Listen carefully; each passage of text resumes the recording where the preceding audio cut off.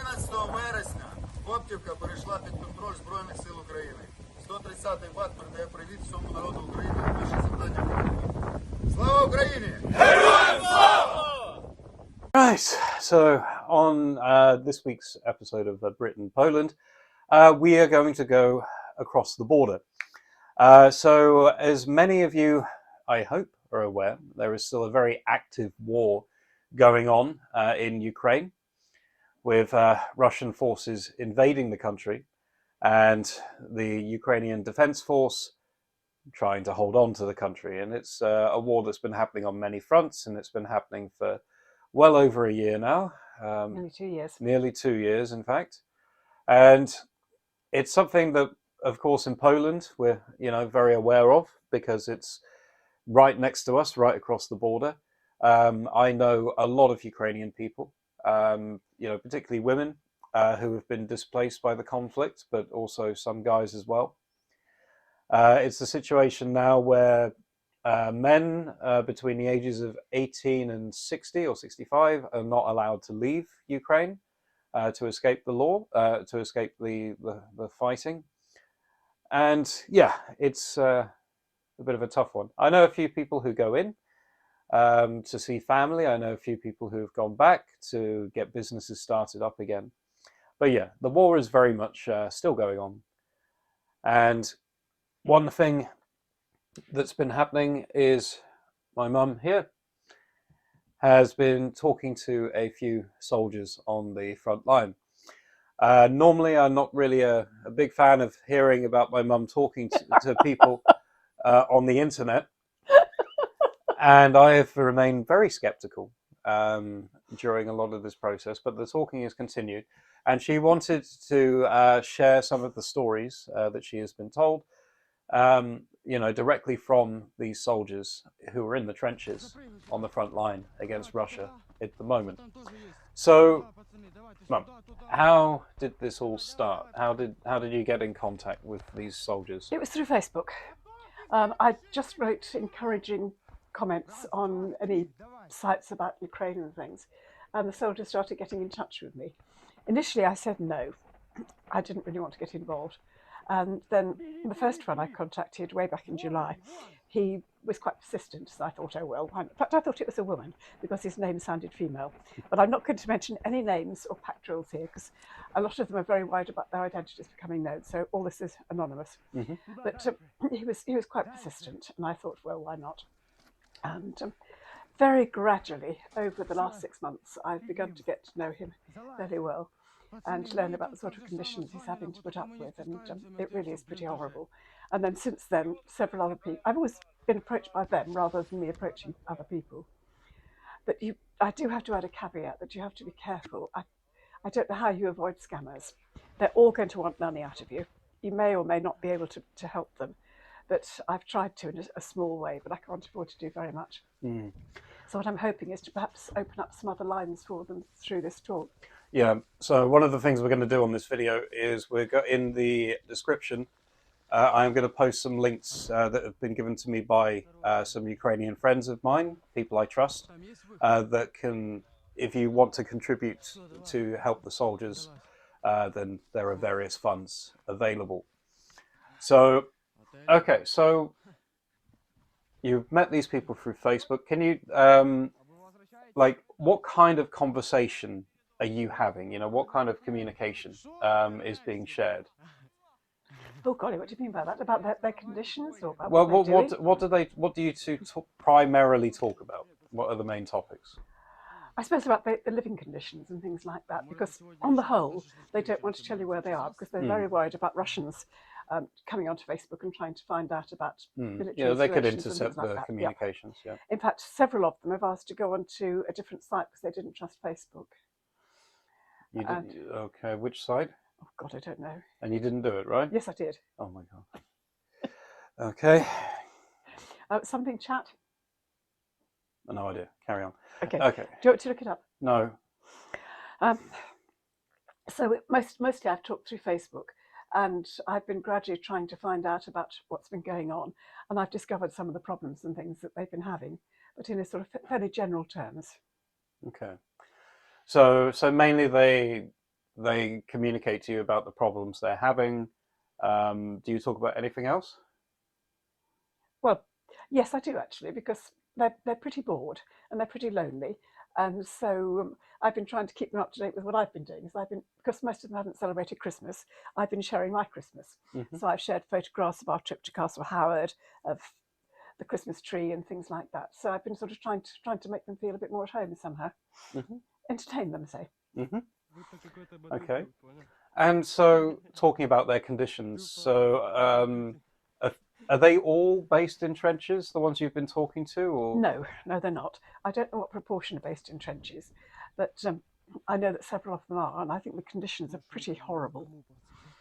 They don't have to build the trenches themselves, but they sometimes have to add to them, and they're pretty muddy, and they're pretty cold. They've got they've got heaters, and they've got solar power that they can use for charging batteries and things. And they can just about heat a kettle to make a cup of tea or a cup of coffee, maybe heat some tinned food, but they can't really cook meals down in the trenches. So they're very reliant actually on getting canned food, sort of army type rations, or else getting stuff from the local villages. And when they're out on the front line doing the villages, very often the villagers themselves are living in trenches because their houses have been destroyed. Oh, really? Okay. So it really is sort of quite grim. They don't go outside and light fires because the Russians might see them and then bomb them and things. And equally, there have been quite a few videos on Facebook about how the Russians are very stupidly been going out to use their latrines in daylight and have been bombed by the Ukrainians while they're sitting on their latrines. So you have to be pretty careful the way that you handle yourself. Oh, yeah. That reminds me of one story I heard about an old woman. Some desperate Russian soldiers came to her door, begging for food. And so she let them in, she gave them soup, but she put some laxative in the soup. And so they all rushed to this outhouse that she had, which she then proceeded to blow up while the Russians were inside. This is one of the stories I heard. Yes. Okay. So that's a little bit about the conditions in the trenches. Can I say a bit more about that? Okay. Because some things have absolutely shocked me. I thought that they'd at least have proper mattresses and things, but they don't stay in one trench all the time. They're pretty sort of mobile, moving around. And they actually sleep on straw mattresses, which is going back to the Middle Ages. And in the Middle Ages, you would expect to have mattresses full of wool on top of the straw mattresses and feathers on top of that and down on top of that. But they've just got straw mattresses and their pillows are their backpacks. So it's no wonder they're getting back problems and that sort of thing. Yeah, and what kind of medical care do they have access to? None. If you're injured, you get one lot of painkillers. And I believe there is some sort of compensation if you're injured or if you lose a limb. But on the whole, they don't get medical help at all. And the only medicines they get, what they can get through money that they get through people like me. And they've got this amazing group of volunteers, a lot of whom are the wives of soldiers, and they've fled across the border to Poland. And so they build up a big order. Usually it's one that's going to last them for several months. So they might have to try and get maybe $600 worth of money from people like us to be able to get painkillers and maybe some food and toothpaste and that type of thing, because they have absolutely no money. They're not being paid. They're not being paid anything till the end of the war, and unless they had savings from before the war, they have nothing. So what? So obviously they need food and painkillers and medical supplies. What other kind of supplies are they lacking? Well, I think food in some cases. They're not always supplied with as much food as they need, and what they have got is not always nutritious. I've been told that they need to get hold of things like multivitamins because the diet is not as good as it ought to be to keep giving them strength. But the awful thing is that if you want to get treatment, say for a back problem, and one of my soldiers has quite severe back problems, because when they're travelling around, okay, he's got vehicles and things, but mostly it's really primitive sort of warfare where they're running from place to place, trying to hide behind charred trees and things like that when they're scouting, patrolling, and sometimes fighting. And they have to carry all their ammunition on their back. And you can imagine that is not going to help a back condition. And also being close to bomb blasts can give you back problems as well. And painkillers, you'd have thought, would be an obvious thing to, but sometimes it takes weeks, if not months, to get enough money to get supplies for that type of thing. Okay, but I know there's one other particular piece of equipment that you've been trying to research Yes, that's drones. The lack of drones is a real problem. And these are surveillance drones. Yeah, surveillance drones. Yes. The group that I've been talking to most is a group of about 45 people with a sergeant major, and they're living in a trench and moving around from place to place, and they're sort of out scouting, patrolling, whatever, just about every day. And originally they had 12 drones to use, and now they're down to one. And if that goes, God knows what's going to happen, because the military drones are supplied, but the surveillance drones are not supplied. So those have to come from volunteer money as well. And I think it costs $1,800 to get a drone. Sounds about right. Which is not easy to do. And if they haven't got drones, it's a matter of life or death, because in the snow you can't see where the minefields are. And so they really need to be able to see what's going on. And if they've got the surveillance drones, and it gives them the possibility of knowing where to aim at and that type of things. So being down to one drone for a group of 45 men is absolutely disastrous. And it breaks my heart, because I just hope they can get some more soon. Good. And what they're trying to do now, most of them don't have websites set up to be able to get them. I know there are one of charities, but that's not easy. But I'm hoping to provide you with a website for at least one, if not two groups who are looking for drones. Okay, so in general, what is the spirit? You know, how is the morale of the people you're speaking to? They're enormously courageous. They love their country. Slava Ukraini is you get again and again. And Slava again. Ukrainian. I beg your pardon. Okay, my pronunciation is not good. That's the only Ukrainian I know. But it's hard. Like when we pronounce Ukraine and Polish, it's very different. But sorry. Yeah, I think they're finding it very tough. One of my soldiers is a professional soldier. He joined the army 4 years ago, and he's been trained by the Americans, but he didn't go to military college or anything like that. But he's the sort of person who ought to be enjoying this sort of thing, because I think he's quite a loner, and he loves the sort of hunting and that sort of thing. And I can imagine that hunting the Russian troops would be rather like hunting deer or whatever. And I think that could have been quite enjoyable. And when the war started, and it was all a lot easier, there were more supplies, and he was really quite enjoying what was going on. But now, after nearly 2 years in the field, there's a lot of exhaustion, I think. They really haven't got enough people to back up what they're doing. They're not getting very much in the way of holidays. And I think if you were in the British Army, for example, you'd go maybe for 6 months on tour duty, then you get a break, then you'd go back again. But some of these men have been in the field for nearly 2 years now. And I think it's very, very hard. And some of them have absolutely no military background. One that I've recently met used to run a jeweller's shop, and he joined because his wife was killed by a bomb. Another one was an estate agent, and his wife and a daughter and his father were all killed by bombs, and his mother and his daughter are now in Poland, and he's just, thank goodness, been able to get a bit of leave of absence, because his daughter had some sort of medical problem, and there's some sort of, they've only gone to Poland recently, they haven't got refugee status yet, and so he has to pay for any medical supplies and things, and she had to go for hospital treatment, and so I contributed a bit to a deposit for any hospital care that she was going to need, and luckily he was able to get a bit of leave to go and see her, so they were able to spend Christmas together, which I think is wonderful. That's probably the best medicine she could have had, to be honest. So it's really not easy at all, and I think that a lot of them feel very lonely. I imagine there's no privacy in these trenches. There's nothing to entertain them except using their mobile phones. And watching a film on a mobile phone, I should think it's a bit grim, wouldn't you? Some people do. Yeah. So I think life is very tough, and there's no end game to look forward to at the moment.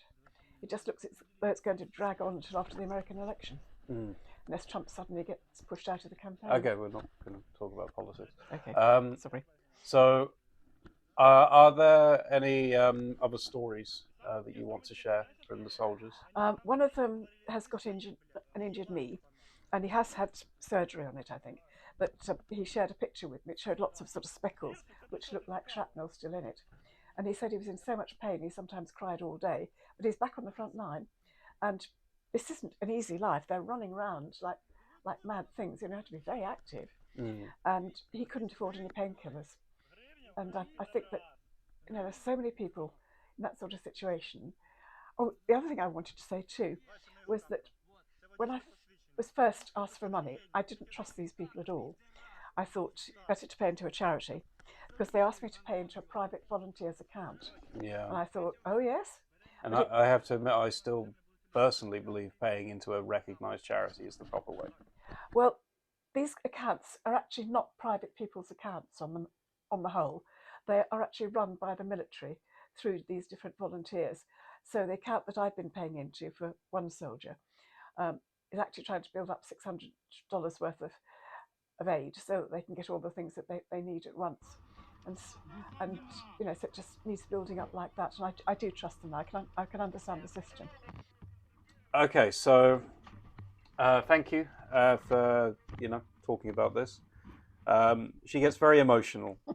This one, she gets very attached to these soldiers. So I've been having to put up with this for months. Every time I ring home, she's always telling me about her soldiers and what they've been up to, and how when they've been missing for a few hours or a couple of days or something like that, she's worried that something's happened.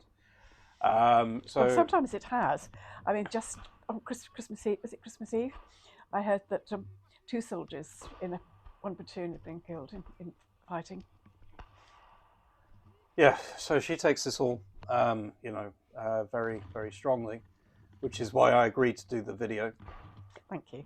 As I say, I can't guarantee 100% that these stories are genuine, but they sound authentic enough.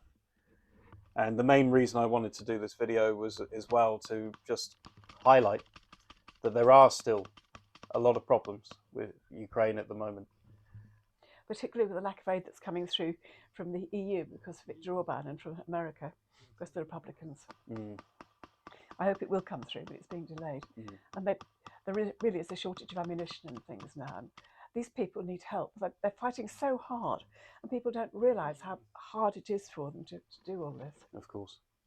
It's like being back in First World War conditions. It sounds very, very much like what I learned in school. But yes, but there we go. As I say, I will put some links to charities in the description of the video.